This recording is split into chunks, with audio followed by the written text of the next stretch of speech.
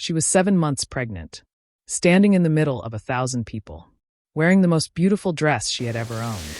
And her husband, the man she had given up her entire family for, just nodded. And his mistress poured a full bowl of punch directly over her head. In front of everyone, the room went silent. Nobody moved. Nobody said a word. Not one single person in that 1,000-person crowd stood up for her. But here is what Robert Jones did not know. What he could not have known, because Amelia had never told him. Her 3 brothers were watching the live stream. All 3 of them. And all 3 of them were billionaires. They didn't call. They didn't text. They didn't warn him. They just got in the car. And what they dismantled when they arrived was not just a marriage. It was everything Robert Jones had spent 5 years building. On the back of the woman, he just humiliated. In front of the world.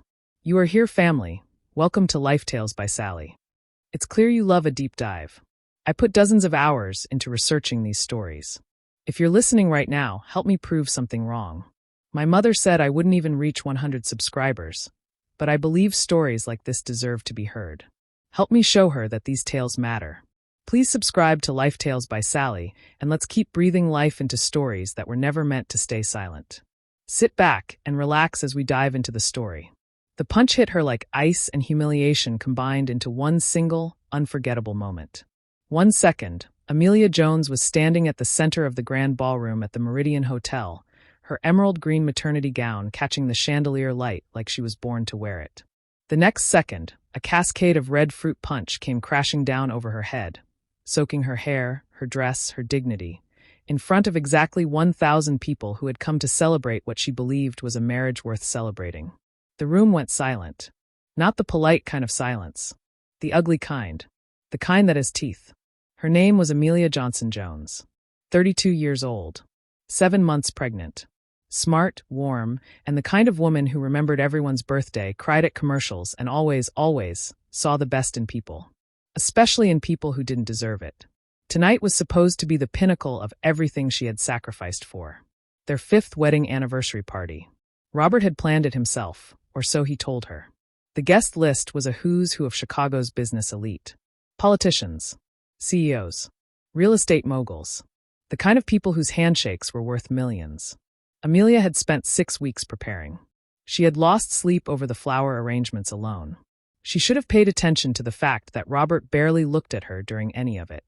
She should have noticed that he kept disappearing into corners with his phone pressed tight against his ear, his voice dropping to a whisper every time she walked by. She should have read the signs that were, in hindsight, written in blazing red neon across every wall of her marriage. But Amelia Jones had spent 5 years being the kind of wife who gave benefit of the doubt like it was oxygen. Freely, constantly, even when she was suffocating. Robert Marcus Jones was 40 years old, handsome in the sharp, tailored way that expensive suits and expensive haircuts could manufacture.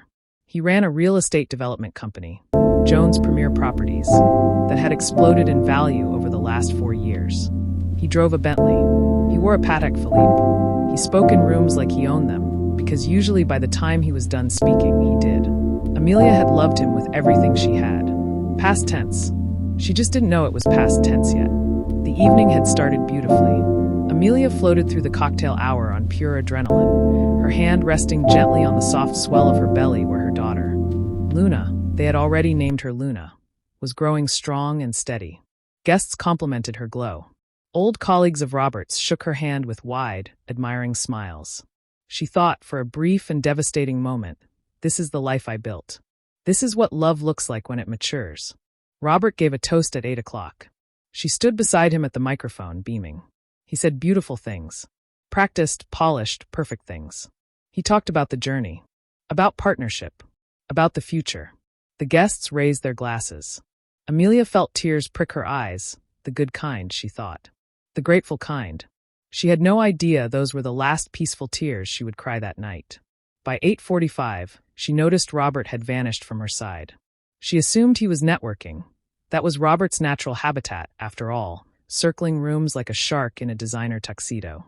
She smiled, sipped her sparkling water, rubbed gentle circles on her belly, and chatted with the wife of a city councilman about baby names.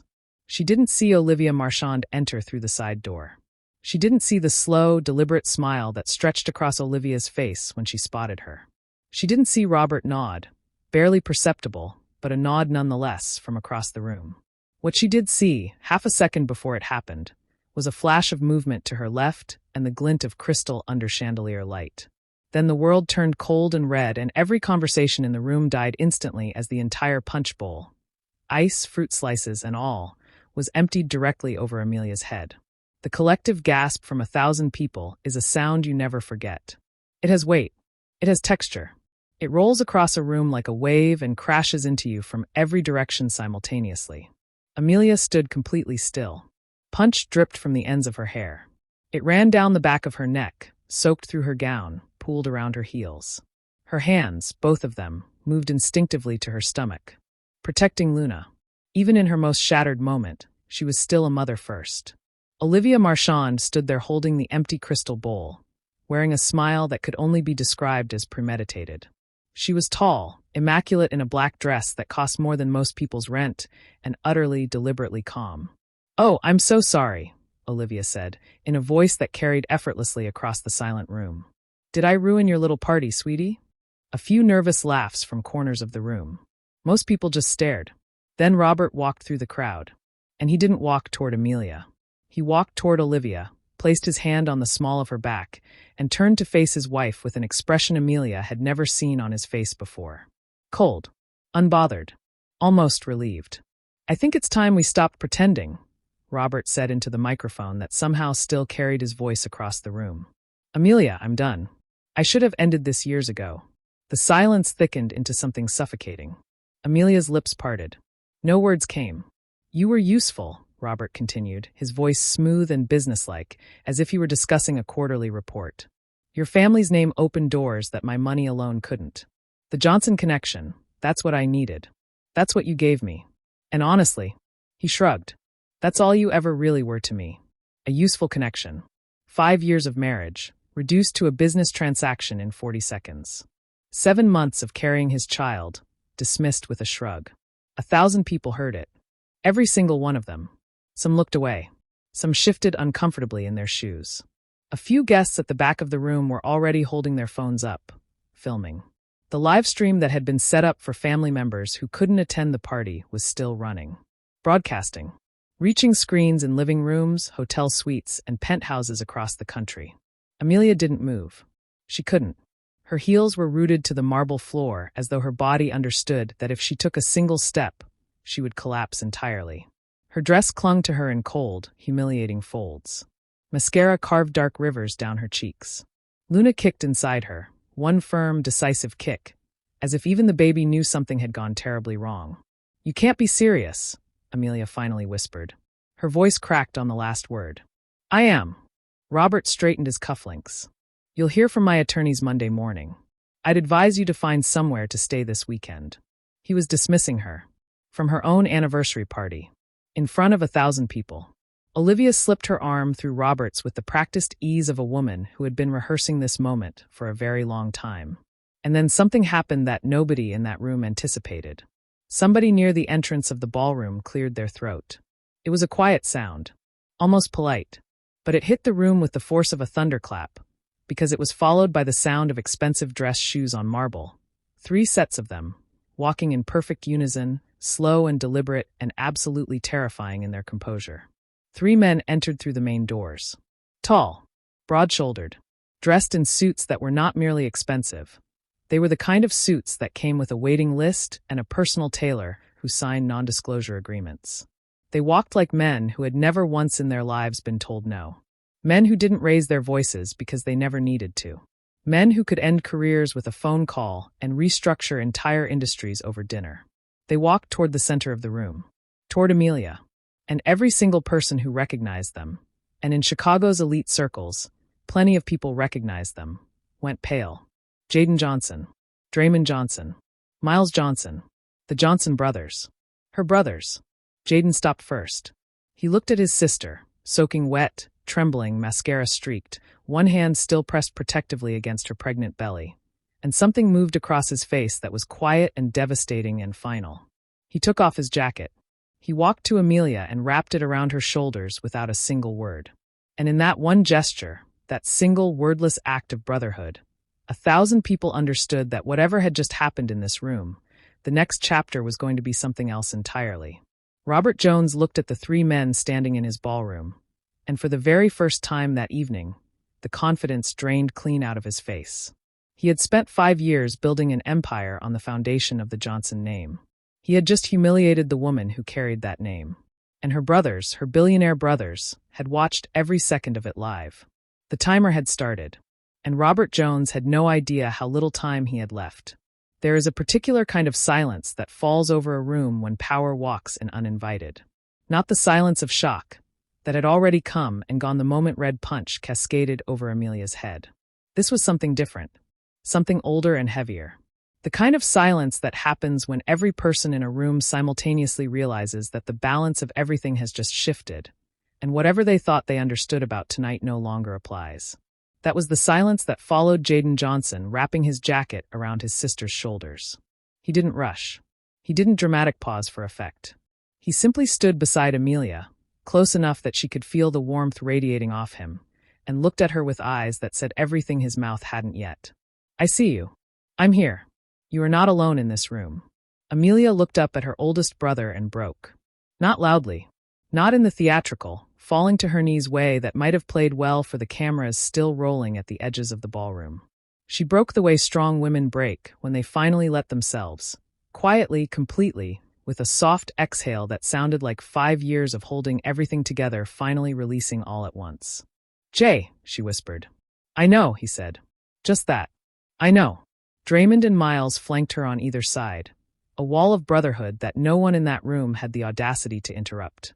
Draymond placed one large hand gently on her back, his jaw tight, his eyes scanning the room with the calm, methodical precision of a man cataloging every face, every expression, every person who had stood there and done nothing while his sister was humiliated. Miles said nothing at all. He just looked at Robert Jones. And that look, cool, surgical, absolutely devoid of heat or anger, because it had moved entirely beyond anger into something far more dangerous, made two people standing near Robert physically take a step backward. Robert, to his credit, recovered faster than most men would have. He squared his shoulders, adjusted his expression back into something resembling confidence, and opened his mouth. "Gentlemen," he said, spreading his hands in that easy, practiced way of his, the posture of a man who had talked his way into and out of 1,000 rooms. "I understand this looks. Don't." Jayden's voice was quiet, conversational, almost, but it landed like a door slamming shut. "I need you to understand something, Robert, before you say another word in this room tonight." He turned from Amelia just enough to look at her husband fully. "Whatever sentence you were about to construct, whatever version of explanation or justification or spin you were about to deliver, I need you to let it die right there in your mouth. Because tonight, you don't get to talk first." Robert blinked. Jayden Johnson was 38 years old and ran a private equity firm, Johnson Capital Group, that had, in the last decade, acquired and restructured 43 companies across 12 countries. He was not a man who bluffed. He was not a man who performed. Every word he spoke in a professional context was a calculated, precise instrument, and everyone in Chicago's business world knew it. Which meant the people in that ballroom who knew who he was understood, with cold, dawning clarity, that what he had just said to Robert Jones was not a threat. It was a schedule. 37 minutes earlier, in a penthouse suite 14 floors above the Meridian Hotel's ballroom, 3 phones had buzzed within seconds of each other. The Johnson brothers had been in Chicago for a board meeting that had run late into the evening. Miles had suggested dinner. Draymond had suggested they order room service and decompress. Jayden had been halfway through a glass of scotch when the alert came through from their cousin Marcus, who had been watching the anniversary party livestream because Amelia, sweet, stubbornly loyal Amelia, had sent the family link weeks ago, believing, even now, that she could eventually build a bridge back to her brothers through small gestures like that. The text from Marcus was 4 words. "Turn on the stream." Miles found it first. He connected his phone to the suite's television without a word, and the 3 of them watched in real time as Olivia Marchand lifted a crystal punch bowl and poured it over their sister's head. Nobody spoke for 3 full seconds. Then Draymond set his fork down on his dinner plate with a soft, definitive clink that somehow, in that quiet suite, sounded like a gavel. "Get the car," he said. That was all. No raised voices. No cursing. No dramatic declarations of what they were going to do. The Johnson brothers had not built 3 separate billion-dollar empires by being reactive. They had built them by being precise, by moving with intention, by making sure that when they arrived somewhere, the preparation had already been done and the outcome was already decided. Because here is what Robert Jones did not know, what Amelia herself did not know, was that the Johnson brothers had never actually stopped watching. When Amelia had cut off contact with her family 5 years ago, after a painful blow-up in which her brothers had told her, plainly and with love, that Robert Jones was not who he claimed to be and that the marriage was a mistake, she had assumed they respected her decision and moved on. She had assumed the silence from their side meant acceptance, even if reluctant. She was wrong. The silence meant they were working. Draymond Johnson ran a financial intelligence firm, Jayden Analytics, that specialized in forensic accounting, asset investigation, and corporate fraud detection. He was 40 years old, methodical to the point where his college roommate once said living with him was like living with a very handsome filing system. Within 6 weeks of Amelia's wedding to Robert Jones, Draymond had quietly opened a file. He labeled it simply Jones RM. Over 5 years, that file had grown thick. Back in the ballroom, the air had reorganized itself entirely. The guests, that 1,000-strong crowd of Chicago's finest, had shifted unconsciously into a loose semicircle, the way crowds always do when something important is about to happen and everyone wants to see, but nobody wants to be too close. Servers had stopped moving. The band hadn't played a note in 12 minutes.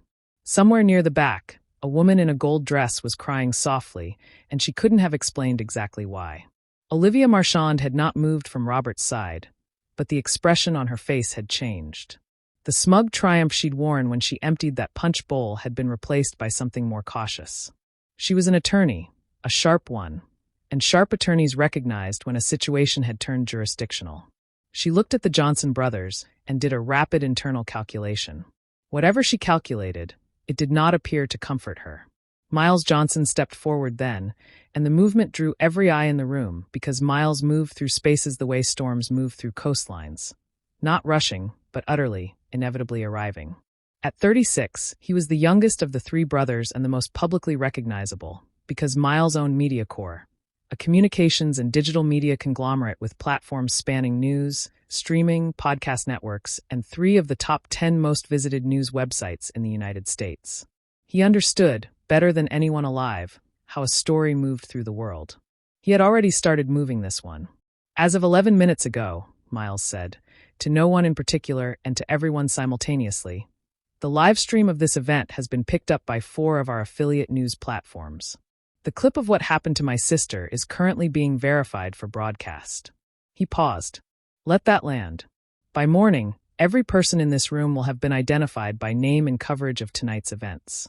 I want you all to think very carefully about the role you played, whether by action or by silence, in what happened here tonight. The woman in the gold dress cried a little harder. Several phones that had been raised to film quietly lowered. 2 guests near the side exit decided, with great urgency, that they had early mornings. Robert's face had gone through approximately 7 distinct expressions in the last 4 minutes, cycling through confidence, irritation, calculation, and something that was beginning to look uncomfortably like the early stages of genuine fear. He turned to Olivia. She gave him a barely perceptible shake of her head that meant don't. He spoke anyway, because Robert Jones had never once in his life accepted that a room was no longer his. This is a private event, he said, his voice carrying the manufactured authority of a man reminding a restaurant that he made the reservation. Whatever family drama is happening here, I'd suggest we take it somewhere. Robert, Draymond spoke for the first time, and something about the specific, unhurried way he said that name made every hair on Robert's arms stand up beneath his tuxedo jacket. Draymond reached into his breast pocket and removed a single folded document. He didn't unfold it. He just held it. We've been investigating you for 5 years. I want you to hear that clearly. 5 years. He tilted his head slightly. Do you know what 5 years of forensic financial investigation looks like, Robert? It looks like 147 pages of documented evidence. It looks like 17 corroborating sources. It looks like asset freezes, license reviews, and federal notifications. He finally unfolded the document. Slowly, deliberately. And it looks like this. The room was so quiet that the sound of that paper unfolding carried. Amelia, still wrapped in Jayden's jacket, still trembling slightly, looked at her brother and then at her husband, and watched the last pretense of Robert Jones's carefully constructed world begin, quietly, irreversibly, to come apart at every single seam. She had spent 5 years believing she had chosen him over her family. She was only now beginning to understand that her family had never, not for a single day, chosen to let her go. There is a difference between a man losing everything and a man watching everything he stole being taken back. One is tragedy. The other is justice. What happened to Robert Marcus Jones in the next 45 minutes of his life was not tragedy. It was not misfortune. It was not the cruel randomness of fate choosing the wrong man on the wrong night. It was the precise, methodical, and almost surgical removal of every brick he had laid in a foundation built entirely on lies. And the 3 men doing the removing had been preparing for this exact moment for 5 years, 3 months, and 11 days. Not that anyone was counting. Draymond was counting. He held the unfolded document steady in his hand, and the ballroom held its breath as he began to read. Not loudly, not theatrically, but in the measured, even tone of a man who understood that facts, delivered calmly, were more devastating than any raised voice could ever be. Jones Premier Properties, Draymond began, has been operating on a systematic scheme of inflated property valuations since its founding 6 years ago. Independent appraisals commissioned through shell companies controlled by Robert Jones overvalued 14 commercial properties across Illinois and Indiana by a combined total of $238 million. He looked up briefly, scanned the room, looked back down. Those inflated valuations were then used as collateral for bank loans, investor agreements, and municipal contracts, 3 of which involved City of Chicago development funds. Somewhere near the third table from the front, a city alderman put down his champagne glass very carefully. Additionally, Draymond continued, between 4 years ago and 8 months ago, Robert Jones accepted documented kickbacks from 3 construction contractors in exchange for awarding them exclusive development rights on 6 publicly subsidized projects. The kickbacks totaled approximately $4.3 million, routed through a consulting LLC registered in Delaware under the name. He paused, just one beat. Oh, Marchand Consulting. Every head in the room turned toward Olivia. Olivia Marchand, attorney at law, whose poise had remained admirable until approximately 3 seconds ago, went the particular shade of pale that only happens when a person realizes their name has just been read aloud from a legal document in a room full of witnesses. That's not, she started. The LLC was registered 18 months into your relationship with Robert, Draymond said, addressing her directly now, his voice carrying the same unhurried calm. It received wire transfers on 9 separate occasions. The transfers originated from Jones Premier Properties operating accounts and were categorized internally as strategic advisory fees. He folded the document back into thirds with the precision of a man who had folded it and unfolded it many times in preparation. You advised nothing. You were paid to be quiet and to help hide what he was doing. Our attorneys submitted the documentation to the Illinois State Bar Association at 9:47 this evening. Olivia's hand, the one that had, not an hour ago, so confidently lifted a punch bowl, was trembling. Robert stepped forward with the last reserve of bravado he had left, and it was genuinely impressive how much bravado that was, given the circumstances. None of this is admissible, Anna. This isn't a courtroom, Robert, Jayden said, and there was almost something like pity in his voice. Almost. This is your anniversary party. Admissibility is someone else's problem tonight. Tonight, we're just talking. He gestured mildly at the crowd. In front of everyone you invited. Miles had not been standing still during any of this. While Draymond methodically walked through the financial architecture of Robert's fraud and Jayden held space beside Amelia, Miles had been on his phone. Quietly, efficiently, with the focused energy of a man conducting an orchestra that the audience couldn't yet hear. He had made 4 calls in 14 minutes. His head of investigative journalism, his legal affairs director, his broadcast compliance officer, and 1 call that lasted only 45 seconds but was arguably the most important of the 4, to the senior editor of the MediaCorp flagship news platform, who had been waiting for exactly this green light for the better part of a year. By the time Miles slid his phone back into his pocket and rejoined his brothers, 3 separate MediaCorp platforms had pushed breaking news notifications to a combined audience of 41 million subscribers. The headline read, "Exclusive. Chicago developer Robert Jones under federal investigation. Fraud, inflated assets, and a secret second family." The ballroom, already straining under the weight of what Draymond had just read aloud, had not yet absorbed the second part of that headline. Robert hadn't either.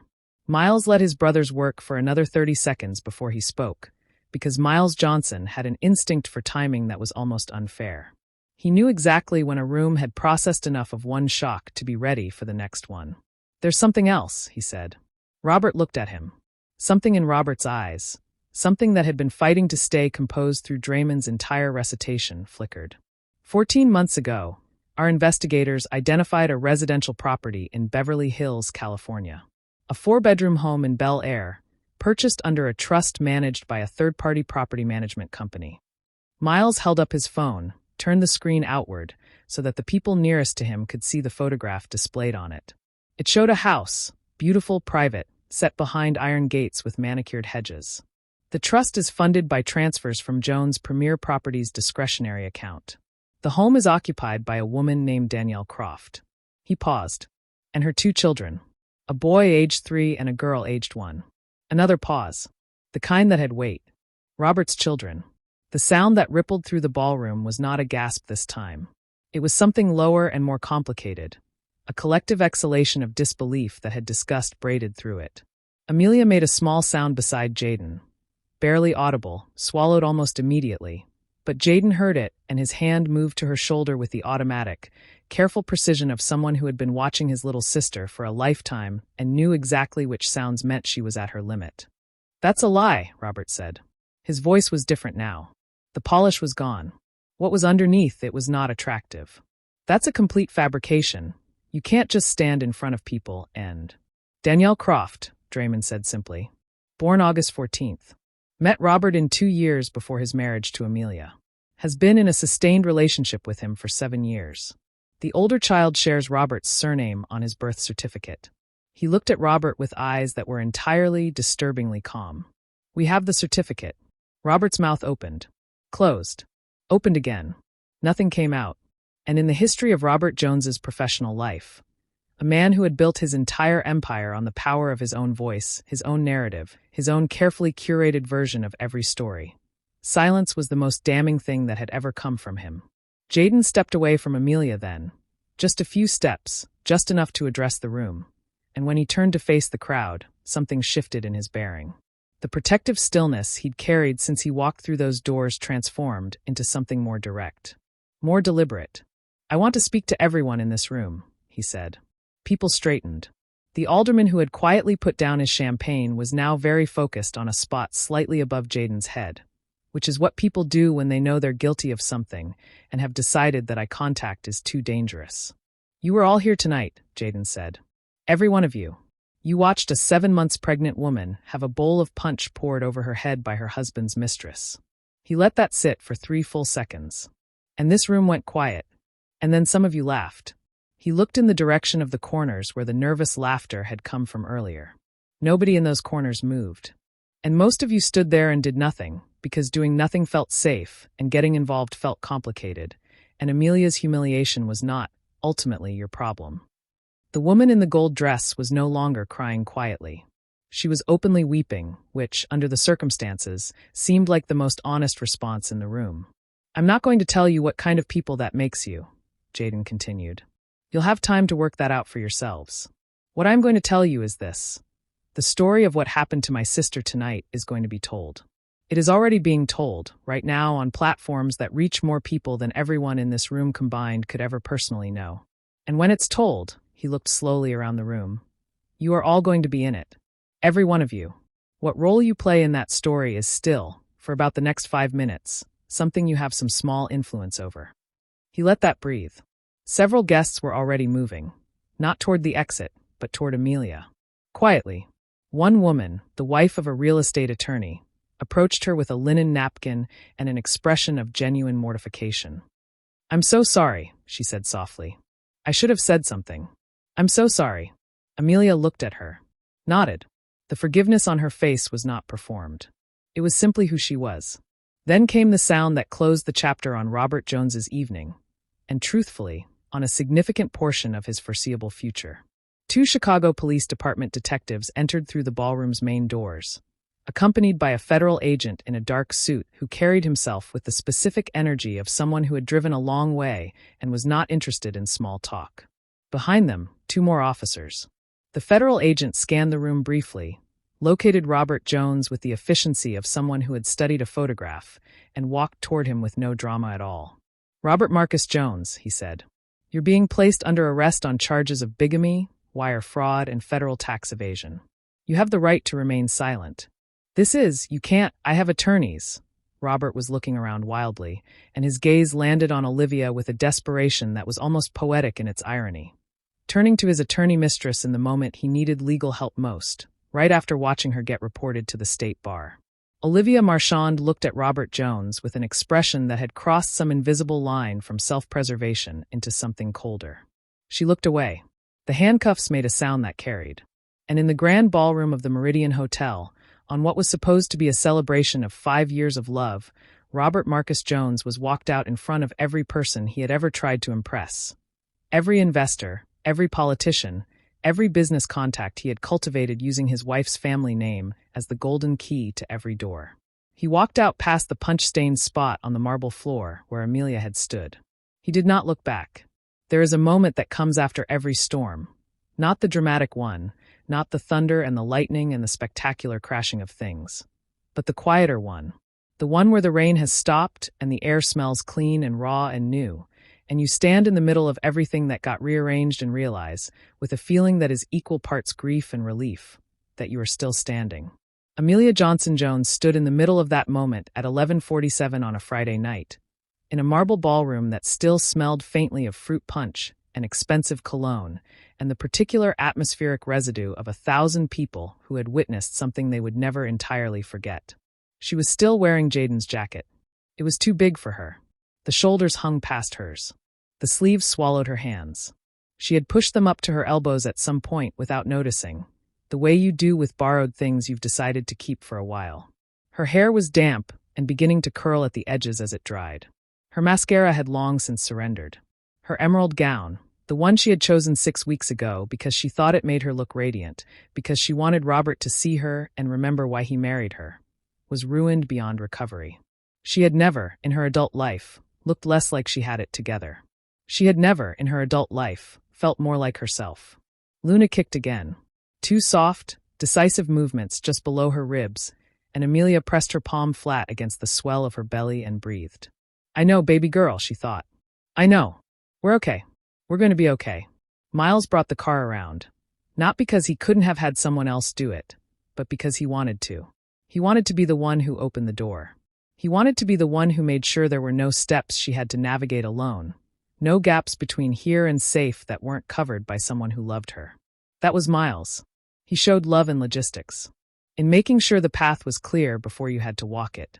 Draymond had spent the last 20 minutes on a phone call outside the ballroom, his voice low and precise, systematically executing the sequence of financial and legal actions that would ensure Robert Jones emerged from his arrest with nothing left to bargain with.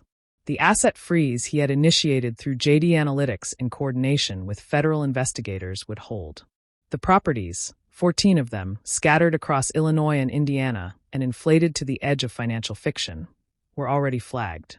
The shell companies were being peeled back layer by layer with the patient efficiency of someone who had been planning exactly this unpeeling for 5 years.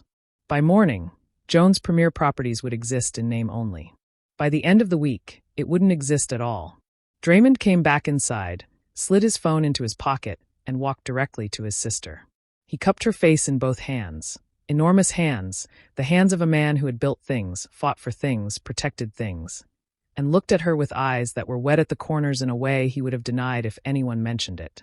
"Everything is handled," he said quietly. "You don't have to think about any of it. Not tonight. Not this week. We have you." Amelia covered his hands with hers. "You've been investigating him for 5 years," she said. It wasn't quite a question. "Yes. You never told me." "No." She searched his face. "Why?" Draymond was quiet for a moment.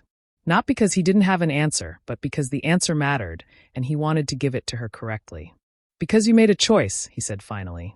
"You chose him, and you chose to step back from us, and as much as that hurt, and Amelia, it hurt all of us every single day, you had the right to make that choice." We weren't going to take that from you. His jaw tightened slightly. But we were also never going to stop making sure that if the day came when you needed us, we were ready. Completely ready. Amelia closed her eyes. 5 years. They had spent 5 years being ready for her, quietly from a distance, without ever asking for recognition or gratitude or even acknowledgement. 5 years of loving her in the only way she had left available to them. From the outside, watching, preparing, waiting. The tears that came then were different from every other set of tears she had cried that night. Those had been tears of humiliation, of shock, of grief. These were something else. These were the tears that come when something you thought you had permanently broken turns out to have been held carefully intact by people who loved you more than they loved being right. Jayden was the last to leave the ballroom with her. He walked beside her through the grand corridor of the Meridian Hotel, matching her pace, which was slower than usual because she was 7 months pregnant and had been standing on marble floors in heels for 4 hours and had also, incidentally, had one of the most catastrophically eventful evenings of her life. He didn't rush her. He didn't fill the silence with words it didn't need. At the entrance, just before the revolving doors that led out to where Miles was waiting with the car, Amelia stopped. She turned to look back at the corridor behind her, at the soft gold light of the hotel, at the distant sound of the ballroom being cleared, at the physical space where her marriage had just ended and her life had just simultaneously begun again. I wasted 5 years, she said. Jayden stood beside her and looked at the same corridor. You lived 5 years, he corrected, gently but firmly. There's a difference. I should have listened to you. Maybe. But you loved him. Loving the wrong person doesn't make you stupid, Ames. It makes you human. He turned to look at her. And for what it's worth, the things you went through in those 5 years, the strength you built, the patience you practiced, the way you're standing here right now having survived tonight without falling apart, that's not nothing. That's not wasted. That's you, becoming exactly the mother Luna is going to need. Amelia pressed her lips together, looked down at her belly, back up at her brother. She's going to have 3 uncles who are absolutely terrifying, she said. Jayden allowed himself a small smile. Lovingly terrifying. Is there a difference? For Luna? No, absolutely not. Amelia laughed, a real laugh, short and watery and slightly undignified and completely, entirely genuine. It was the first real laugh she had produced in what felt like a geological era. Luna responded with a flutter of movement that felt suspiciously like approval, and Amelia pressed a hand to her belly and thought, yes, you're going to be just fine, little girl. We both are. They drove through Chicago in a comfortable silence that was nothing like the silences of the last 5 years. Those silences had been full of things, unspoken hurt, pride calcified into distance, the particular loneliness of people who love each other across a gap they can't figure out how to close. This silence was different. This was the silence of people who had said enough for one night and were content to simply exist in the same space, breathing the same air, being, without performance or explanation, a family again. Draymond sat in the front. Miles drove. Jayden sat in the back beside Amelia, and she leaned her head against his shoulder somewhere on the expressway, and he let her, and neither of them said a word about it. She fell asleep before they reached the exit for his penthouse, which was where she would stay, where they had already, while she wasn't looking, had her things collected from the home she had shared with Robert and brought safely to a guest suite that Miles had arranged with the specific logistical love that was his native language. Fresh clothes. Her preferred brand of decaffeinated tea.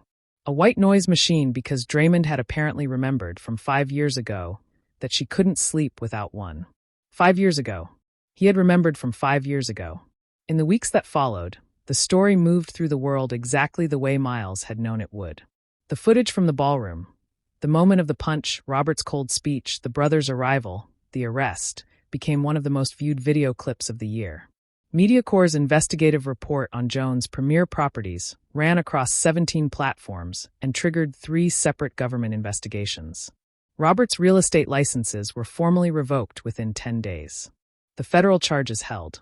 The bigamy charge alone, carrying the weight of a secret family in Beverly Hills that Danielle Croft, to the surprise of absolutely no one who understood patterns of manipulation, had also believed she was in an exclusive relationship within, ensured that Robert's legal ordeal would extend across years, not months. Olivia Marchand faced disbarment proceedings and separate criminal charges for her role in the asset concealment. Her attorney, hired in the panicked 48 hours after the ballroom, was notably not as good as she had been. The guests at the anniversary party who had stood and watched became, briefly, a subject of public conversation. A few of them handled it with genuine reflection. The alderman issued a public statement. The woman in the gold dress, whose name was Patricia, became unexpectedly involved in a nonprofit supporting women in abusive marriages, which suggested that the guilt of that night had alchemized into something useful. Not everyone's growth story was that clean, but some were. Luna Amelia Johnson was born on a Tuesday morning in April, in a private hospital room that contained 3 very large men who cried with varying degrees of composure when she arrived. Draymond held it together the longest. Miles made it approximately 45 seconds after Amelia placed Luna in his arms before his eyes went completely and helplessly full. Jayden, who had built a private equity firm from nothing and negotiated billion-dollar deals across 3 continents without flinching, took one look at his niece's face and sat down very suddenly in the chair behind him and did not speak for 2 full minutes. Luna was 7 pounds, 3 ounces. She had Amelia's eyes, large and dark and already, somehow, full of a quiet certainty that she belonged exactly where she was. She had a full head of dark hair and hands that were impossibly small and perfect, and already gripping with a determination that Amelia recognized immediately because she had seen it every time she looked in a mirror. "Hello, Luna," Amelia whispered, when the room had settled and the brothers had composed themselves to varying degrees of success. "You are so loved. You have no idea yet how loved you already are." Luna blinked, looked up at her mother with the ancient, searching gaze of someone who has just arrived from somewhere else and is taking their first careful inventory of this new world. Whatever she found there seemed to satisfy her. She closed her eyes and settled. In another part of the city, in a correctional facility where the beds were nothing like Patek Philippe watches and the views were nothing like Bentley windows, Robert Marcus Jones stared at a ceiling and thought about the name he had built and the life he had constructed and the woman he had used as a stepping stone and discarded in front of 1,000 witnesses. He had a lot of time to think. That was, perhaps, the one thing he had been given in abundance that he had not fraudulently obtained. And Amelia Johnson, who had gone back to her name as naturally and quietly as breathing, sat in her brother's guest suite on a Sunday afternoon in May with Luna sleeping on her chest and the Chicago skyline stretched gold and wide outside the window, and felt something she had almost forgotten the texture of. Peace. Not the fragile, effortful peace of a woman convincing herself that everything was fine. The real kind. The kind that doesn't need maintenance because it's built on something true. She was surrounded by people who had loved her through her worst decision and waited, quietly, completely, without condition, for the day she could receive that love again. She was raising a daughter who would grow up knowing, in her bones, that she was protected.